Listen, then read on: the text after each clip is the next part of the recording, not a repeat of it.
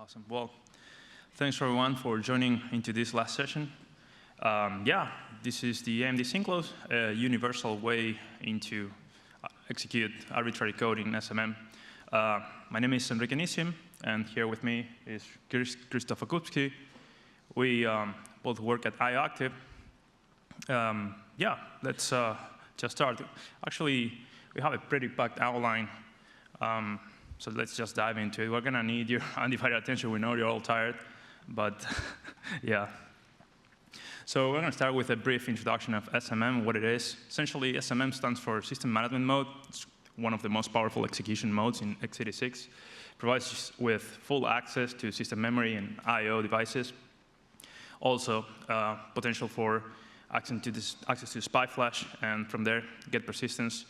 Attacking the PSP is another thing that you can do from here. And what's good for attackers is that it's practically invisible to the rest of the system. So yeah, hidden from the OS and a hypervisor, and EDRs won't help here, right? So yeah, this is a simplification of how the permissions look like in x86, right? We have the application at the very top, operating system, hypervisor, if we have something like that, and then it's SMM. It's like an extension of the firmware at runtime. Essentially, if we divide the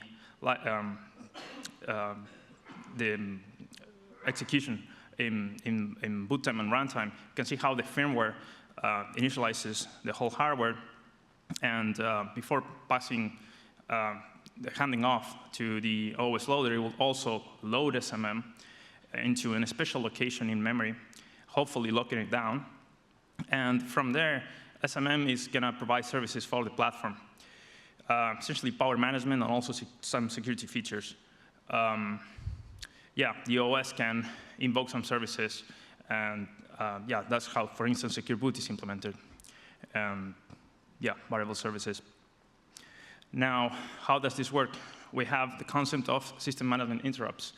This is, in this case, we're showing a synchronous system management interrupt, whereas the OS explicitly calls into SMM. What happens is that the execution, as any other interrupt, the whole state of the processor gets saved into SMM itself in the portion called save state. An SMI handler is going to work, producing some result, and then it's going to be restored, and the OS doesn't even know what happened, essentially. Yeah. Now, we've been working on this line of research since 2022. We released some blogs.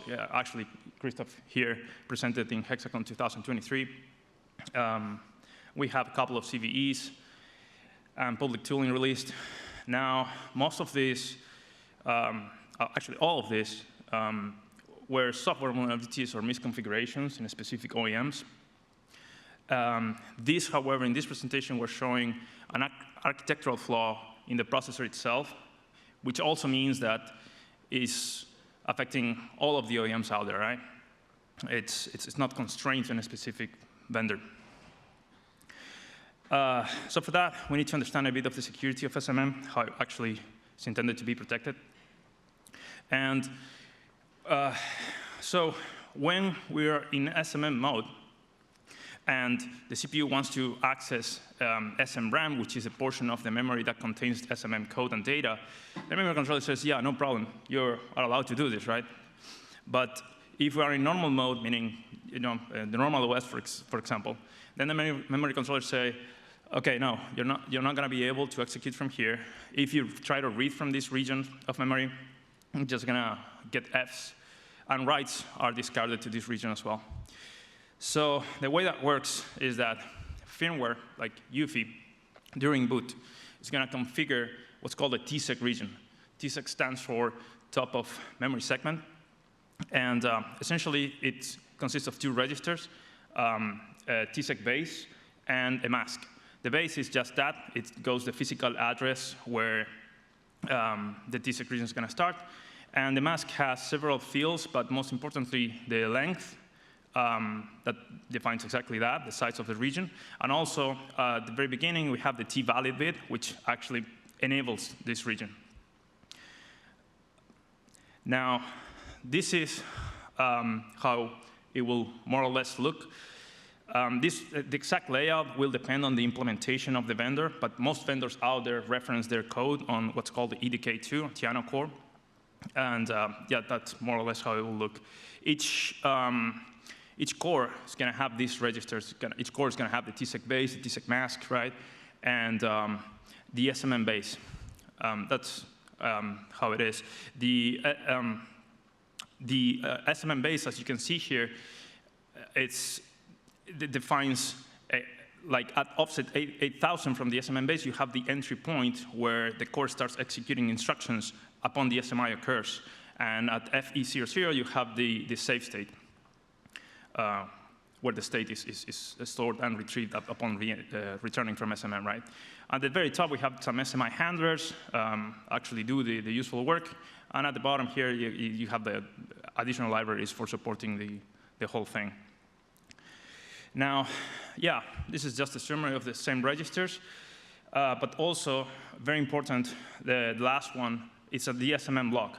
Essentially, the firmware has to lock all the previous registers by setting a bit here so that the OS or any other entity cannot tamper with these previous registers. Because otherwise, you can just have the OS, for instance, turning off the T-valid bit, so the TSEC region is disabled, and then you can just access SMRAM itself, right? We don't want that. So this bit prevents that. And again, every core has these registers.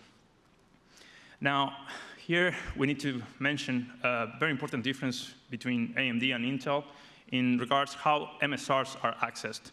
Essentially, on Intel, all these MSRs that comprise the security of SMM are not accessible if the CPU is not in SMM. So, for example, the SMM base that we just saw cannot be read if you're not in SMM. And if you can do this, it could be considered a leak from the OS. Now, on AMD, that's not the case. You can access all these registers, no problem. Again, that doesn't mean that you can change them, because assuming the SMM lock is set, then no problem, right? Now, we can spot the bug from the documentation, because this is the page that shows the TSEC mask. It's the same register that I showed before. But now we can see where the SMM lock, what the SMM lock actually covers. And all of the fields are covered except for two right there, which stands for T-close and A-close.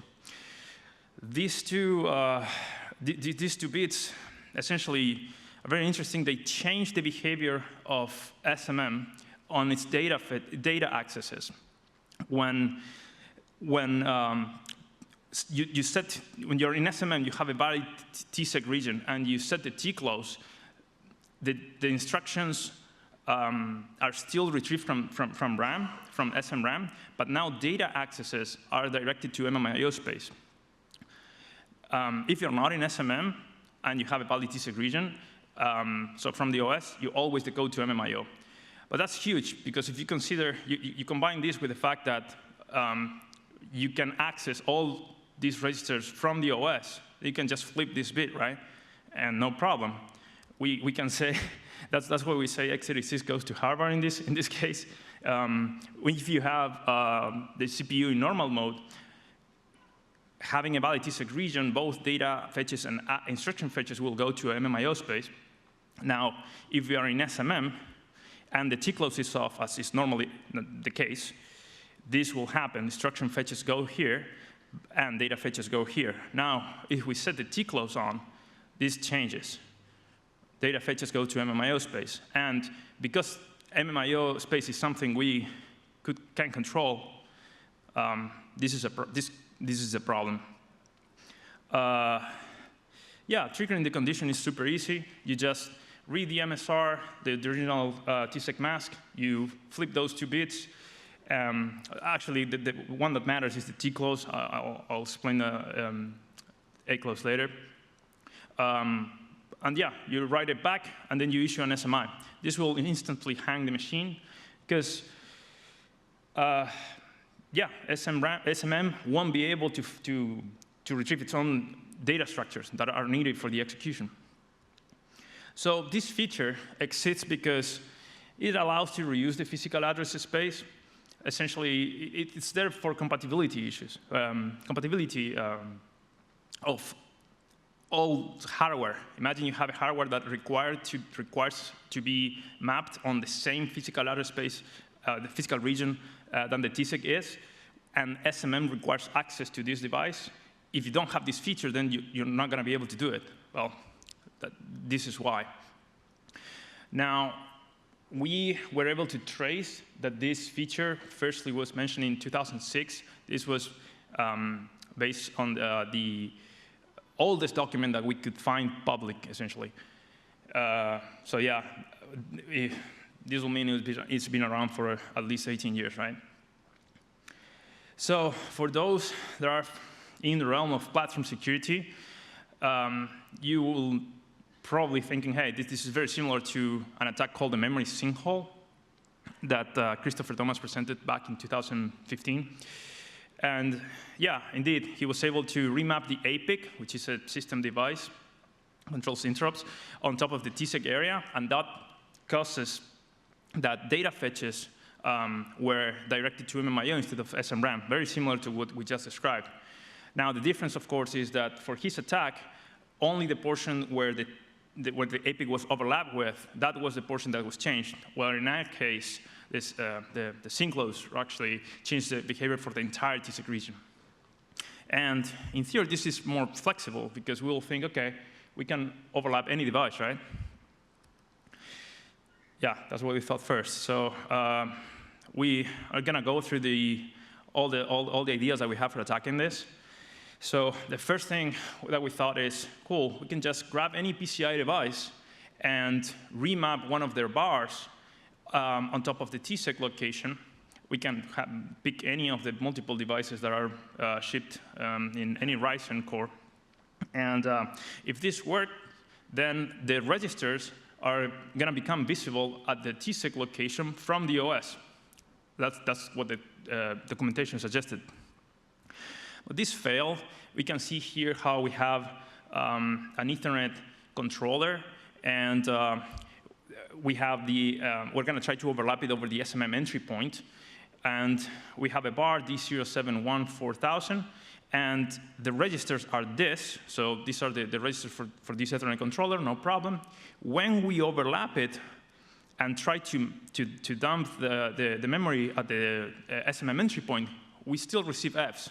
So that didn't work. Now, if you try to see what happened at the original location of the bar, then you see Fs here as well. So the device was moved. If you restore, then no problem. The registers are visible again.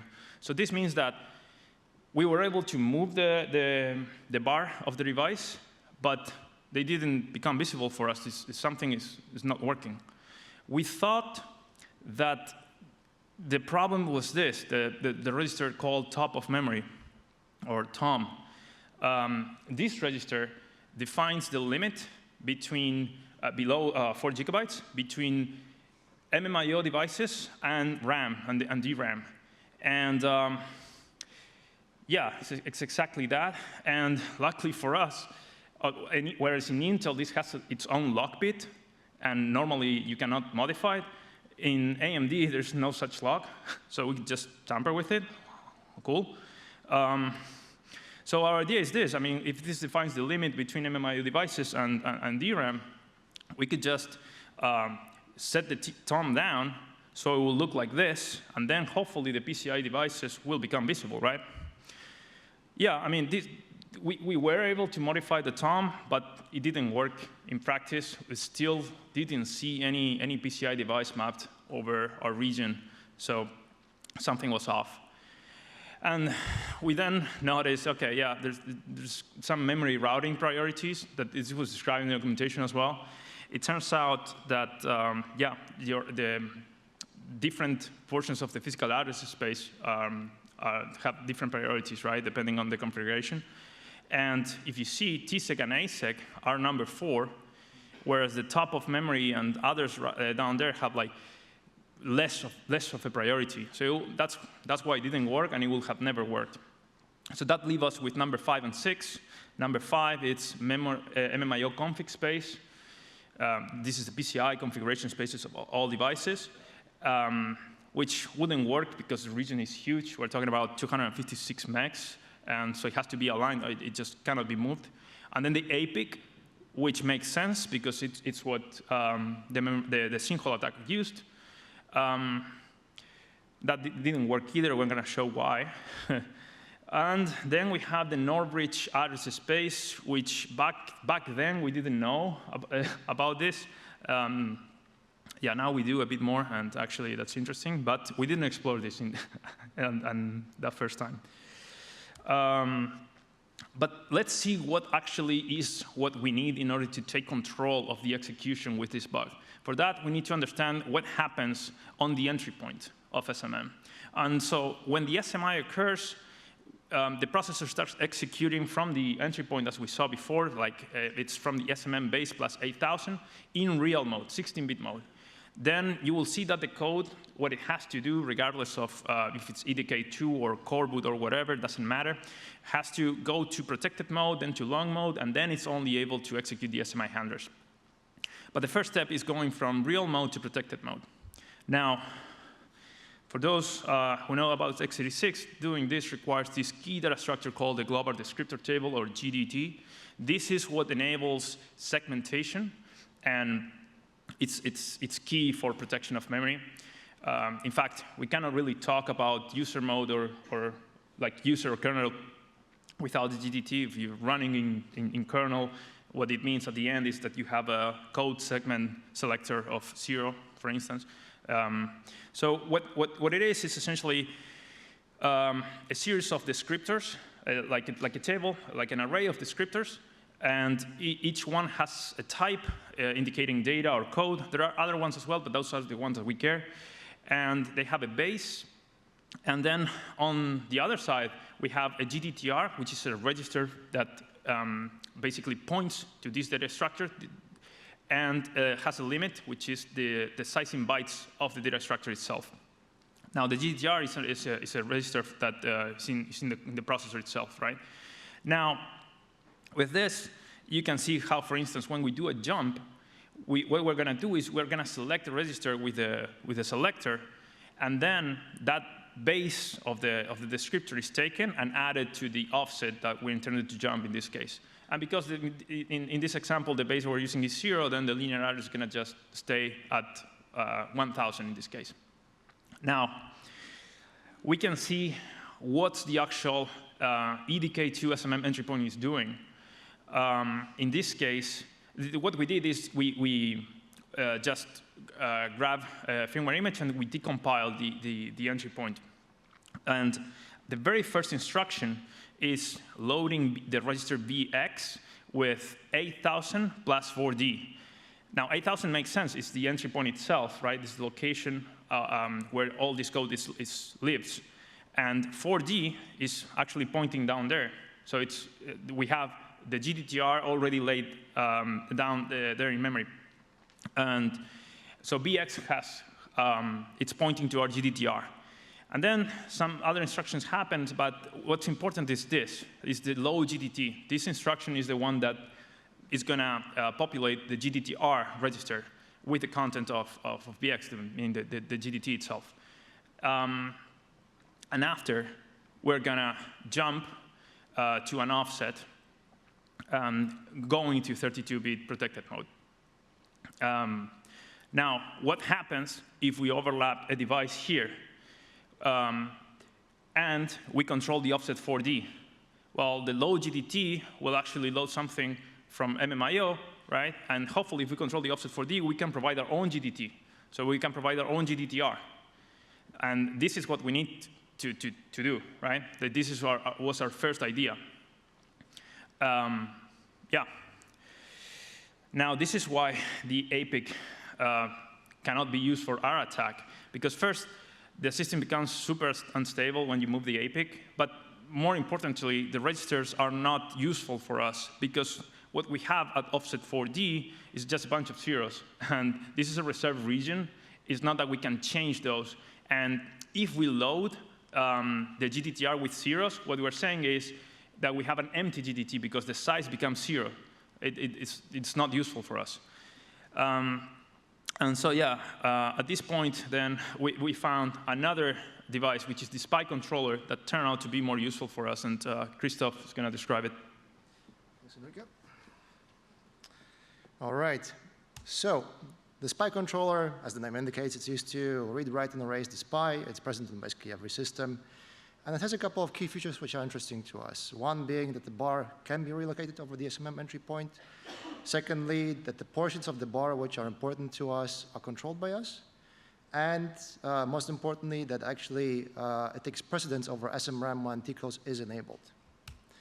So with that in mind, what we will do for our attack is simply we will relocate the SPI bar over the SMM entry point of core 0.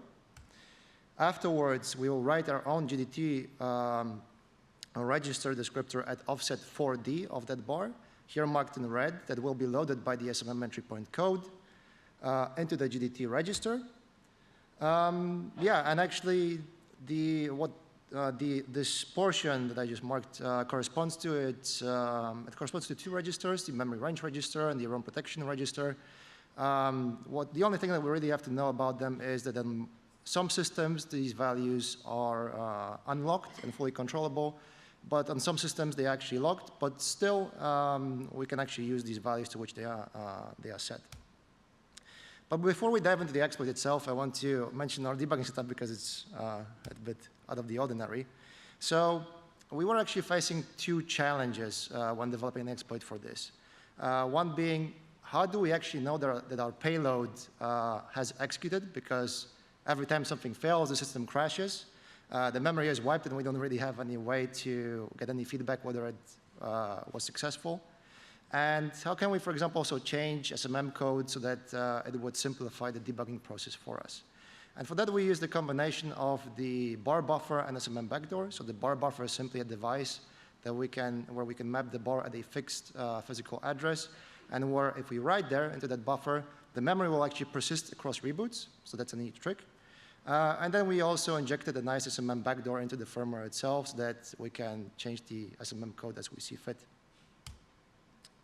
So the setup looks somewhat like this. We have a PCIe Squirrel, which runs PCIe Leech. It's connected to the target device via an M2 adapter, and it's all externally powered by power supply. So it's time to get our hands dirty. So let's take a look at the exploit itself. So on the first attempt, what we did was simply we remapped the SPI bar over the SMM entry point of core 0. We tweak the value at offset 4D to what we need it to be. Then we create a fake GDT in the beginning of DRAM with the base address carefully chosen so that when the redirection happens, it will actually execute our own payload. So when we execute an SMI, what's going to happen is the entry point code will start executing. And the load GDT, what it will do, it will load a value which will point to our fake GDT. And afterwards, when the far jump happens, it's going to redirect the execution to our own payload. Now, an interesting detail on how we actually choose the base address within the GDT descriptor is that we originally thought that we can just put, for example, an address and shift it beyond the TSEC region, but actually afterwards there is nothing that we can really use. So here, for instance, we can see that originally the GDT register is just pointing to a GDT within SMRAM. And since the base is 0, it will jump to an address within SMRAM. But we need to do something to make it jump actually outside of it. And since there is not really any memory array that we control after SMRAM, because that's when the MMIO region starts, we have to do something different. And actually, we found that what we can do is we can choose a base such that it's going to wrap around. So what we do is we just choose a base address which is big enough so that when added to the far jump offset, it's going to be beyond 4 gigs. It's going to wrap around, and actually, it's going to jump to the beginning of the address space to our own payload. So yeah, that was a neat trick, which helped us quite a bit, just like this. So this worked, and we managed to execute on payloads with SMM privileges. We saw that because the payload actually wrote a value to our bar buffer, but the system crashed, and we wondered, okay, what's happening here? And the reason was the SMM safe state. So when a core enters into SMM, what happens is, like Enrique mentioned in his portion, the registers are automatically saved in the SMM safe state and restored when it returns from SMM. Now, in our exploit, what happens is, well, we enable tclose, and that basically means that when we enter SMM, these values will not be properly saved in the SMM safe state. Our payload then afterwards disables tclose, and when it returns from SMM to the operating system, it will actually fetch these old values that have been written into the SMM safe state from the previous SMI call. And that's a problem. So the solution is actually pretty elegant. We just trigger an SMI twice, once without tclose. So we execute a predetermined path and trigger the SMI that will prime the SMM safe state. We will happily execute and return. And afterwards, we just trigger the same execution path, but now with tclose enabled. And it's just going to reuse these primed SMM safe state values. And it has the nice advantage that you actually don't need to, from the payload, like overwrite registers and the SMM safe state. So we try it again. We managed to execute our code with SMM privileges. And the core 0 actually returned gracefully from SMM to the operating system. But still the system crashed shortly after. And we wondered, okay, what's going on? So we spent an eternity debugging this thing until we stumbled into this. When we enable tclose, what's actually going to happen is we enable it on core 0, but actually it flips the bit on core 1 as well, just like this. And the culprit for this is symmetric multithreading, which is AMD's implementation of what Intel calls hyperthreading. So what it does is it divides a physical core into two logical cores, and some of the resources will be shared and some won't. So for instance, the SMM base MSR will be separate, but the TSIG mask MSR, actually, the one that we manipulate, is not. And we wondered, okay, is this the actual issue? Because originally our assumption was that if we trigger a synchronous SMI, that only one core goes into SMM. So we put this to the test. We had a bunch of cores just running in normal mode, and then we triggered an SMI. This actually asserted an interrupt on all of the cores, and all of them at the same time started executing their respective SMM entry point code. So our assumptions were actually wrong. We assumed that synchronous SMIs are local, but they are global. We actually believe that because we found in the EDK2 code that there is a routine called the rendezvous routine, which will actually send a interprocessor interrupt to explicitly pull any core which might be in a different state from SMM into SMM. And we found that actually it's the I/O hub that's responsible for this behavior to pull off the cores at the same time. So that's at least what the documentation indicates. So to summarize the problem, we have SMIs which will trigger all of the cores to go into SMM at the same time, and we have tclose which will basically be changed on two logical cores at the same time, which will cause core 1 to actually triple fault and crash the system. Okay, so how do we tackle the problem? We had control of core 0 because it was actually returning to the operating system gracefully, but core 1 was going haywire. So we dug deep into our bag of tricks. We tried a whole bunch of things. We tried to find another device to overlap with the SMM entry point, but couldn't find any. Actually, only after we have developed the exploit and went a different route, we found that there are actually a couple devices that we can use. We tried to disable SMT in the BIOS, didn't have any effect whatsoever. We tried to put core 1 into a state that would make it ignore SMIs. So this can be, at least in theory, accomplished via init APIs or executing the SK-init instruction. And we also tried sending special messages called SMI APIs so that that would potentially pull individual cores into SMM mode instead of all of them at the same time. But while the documentation indicated one thing, practice was a different thing. So we were running out of options, so we had to take a step back and actually analyze the problem. Okay, how can we tackle this? We realized that the LGDT was the issue because it would be filled with all Fs. I wondered, okay, maybe there's a way to still take advantage of that. So When the SMM entry point executes normally, that is without tclose on, the GDT register points to the GDT which is within SMRAM, right?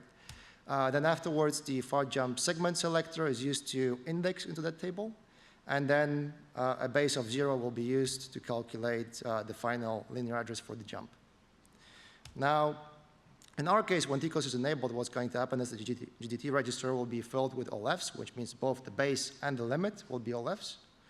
And then when the segment selector from the far jump is added to it, actually we have another overflow. So the Fs together with the 8 will cause it to overflow and result in the value of 7. And this is the beginning of the physical address space, which actually corresponds to DRAM. And this is great for us, actually, because we control the beginning of DRAM. So we can take advantage of this, and we just continue exploitation just like before. So to summarize, we have two wraparounds actually in the segmentation engine, one being between the GDT descriptor base and the far jump offset, and the second one between the GDT register base and the far jump segment selector. The nice thing about this is we can use the same fixed GDT for both core 0 and core 1, and we don't even need to use the SPI bar anymore, or any device to be overlapped with the SMM entry points. So that's great. The only problem is still the SMM safe state. So for core 0, we just do the same thing, but for core 1, we have to basically use the same technique to prime the SMM safe state. And we use special APIs, synchronization APIs for that. On Windows, it's called deferred procedure calls. On Linux, symmetric multiprocessing. So we basically make core 1 execute the same code path both times, prime the SMM safe state, and just trigger it again. So all good things are 3, so let's try again. Now the attack is greatly simplified. Now we have two cores, core 0 and core 1. First, we create a fake GDT, where we just truncate this first byte because of this offset 7. We put it at the beginning of the address space. We choose the GDT descriptor base accordingly, so that when it adds to the far jump offset, it just jumps to the payload. And then afterwards, we trigger an SMI with tclose enabled. So what's going to happen is the load GDT will load all Fs into the GDT register, which will point to the end of the address space. Because of the wraparound, it's actually going to fetch the GDT descriptor base from the fake GDT.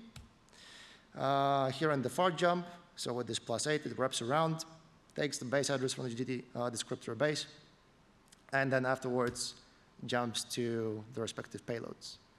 So that finally worked. So we managed to get control of both core 0 and core 1.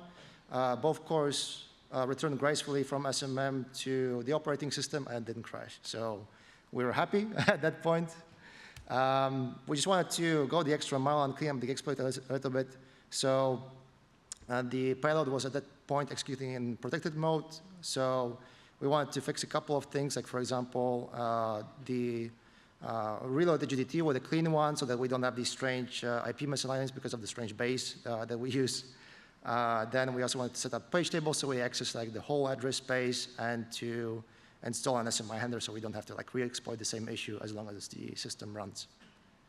So I have a small demo just to show you I'm not trying to sell you some snake oil. So let's take a look. So here we have a Huawei Matebook from 2023 where we're going to try to compromise the firmware, and we'll try to replace the boot logo which is stored within the firmware. So we see that when it boots, we have the original logo. We log onto the system, and what our exploit will do, it will do 3 things. First, it will use our AMD Sinkclose bug to elevate privileges to SMM. Once it has elevated privileges, it will disable SPI flash protection so that we can write to the SPI flash where the firmware lives. And then last but not least, it will just start writing to the SPI flash. Now, writing to the SPI flash takes a little while, so about 15 minutes for this whole chunk of code, so not too little. And when the patching is done, then we can just reset the system and see if it worked. So once everything is done, we just reset the system, and let's see what's going to happen.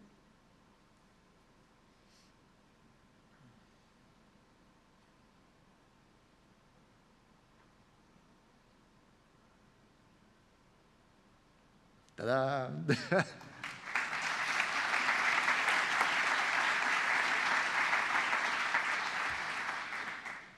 All right.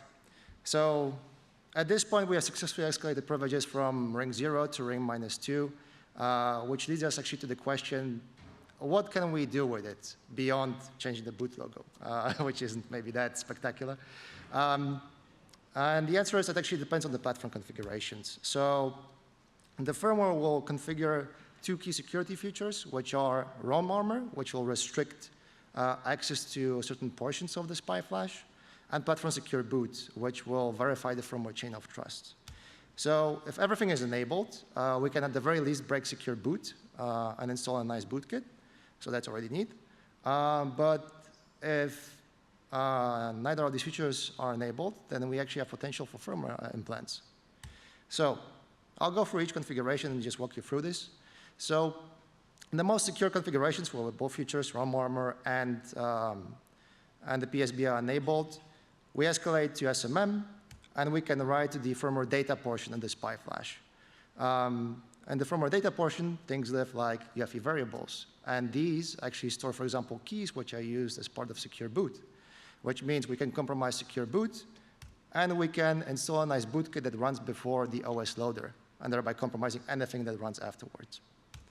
And the second configuration where the PSB is disabled, but ROM armor is still enabled, we can still only write to the firmware data portion. So same thing, we can compromise secure boot, install a nice bootkit. Third configuration, where the PSB is enabled, but ROM armor is disabled, we can write to the firmware data portion. We could try to write to the firmware code portion, but since the firmware code would be verified by the PSB, it doesn't really have any effect. So we have the same outcome, still just a bootkit. But in the last scenario, where neither ROM armor nor the PSB are enabled, we can tamper with the actual firmware code. So we can actually compromise the very earliest boot stage before the platform is locked down. And this will allow us to actually just inject our own firmware implant, which lives in the SPI flash. And here we have to realize that, as opposed to the previous scenarios, since the implant lives in the SPI flash, it's actually resistant to OS installs. So even if you go to your IT department and they're going to wipe a drive, that's not going to help at all. And the only way to actually detect whether you have such a firmware implant in the system would be to take it apart, take a nice little device called the SPI programmer, dump the SPI, inspect it, and see if you've been infected. So pretty neat, right? And we wondered, OK, how many systems are actually affected by this? So last year, we looked into these 2 technologies to get an idea of how vendors configure their systems. And actually, the majority of them don't enable either of these features. Great. So if you're interested in these kinds of topics, actually, last year we presented here on ROM armor and platform secure boot, so we recommend taking a look at the presentation. And yeah, and with this, let's wrap it up. Yeah. So yeah, essentially, let's just go in to see what the affected systems are, right? Yeah, pretty much all of them. We tested this on Ryzen series, some laptops that we got from 2022, 2023. But it turned out that when we communicate this to AMD, also Threadripper series were affected, and EPYC, so the server lines, were affected as well. So because of that, we estimated that the total number of affected chips is in the hundreds of millions, because you have to consider this that also came from at least 18 years ago, right? So yeah, AMD published this advisory. This happened 9th of August. We're going to see the timeline in a bit. But in terms of mitigations, AMD provided a microcode update that should fix this problem. Now, it might not cover all the affected systems because of what we just said. In fact, there was this discussion that the community, at first, I think it was Ryzen 3000 series, was not going to be covered, and there was a huge pushback from the community saying they had to do it, and AMD basically said at first it said no, but then it said okay, yes, we're gonna cover those. So yeah, but for those systems that are not essentially covered by AMD, what an OEM could do is just modify the entry point and try to detect if the T-close bit is set, and if so, just abort the execution. Because essentially, it cannot be recovered because remember, the safe state is corrupted, right? There's no way to recover the and continue the execution, right? You just have to abort and at least prevent the exploitation. This can be done at the reference code level. In fact, core boot does this for detecting the sinkhole attack from 2015. So yeah. And another thing that can be done, obviously, is to just trap this MSR from the hypervisor. And so the TSEC mask trapped, and then no problem. And yeah, this is the timeline. We reported this to AMD in October last year. And this was quickly assigned at CV 2023-31315. Mitigations were developed, and we actually got into some discussions with the AMD team, and they finally published the advisory that we just showed on the 9th of August. Yeah, well, conclusions. The vulnerability has been around for nearly 20 years. And this was actually complex to come to that nice exploit that we showed. But the complexity of the architecture played well for us. If you think there's these two instances of wraparounds in the GDT, I mean, I didn't know before trying this that you could have a GDT at the very top of the physical airspace, like all Fs, that didn't make sense. So yeah, that was cool. And also the fact that you can access these MSRs that we highlighted at the very beginning, that's turned out to be very important. So yeah, that's about it. Exploit code will be released mid-November. AMD asked us for a bit more of time to patch additional systems. So yeah, stay tuned for that. But with all the steps that we share here, you should be able to come up with your own exploit. So yeah. Anyway, that's it. So if you have any questions, have time.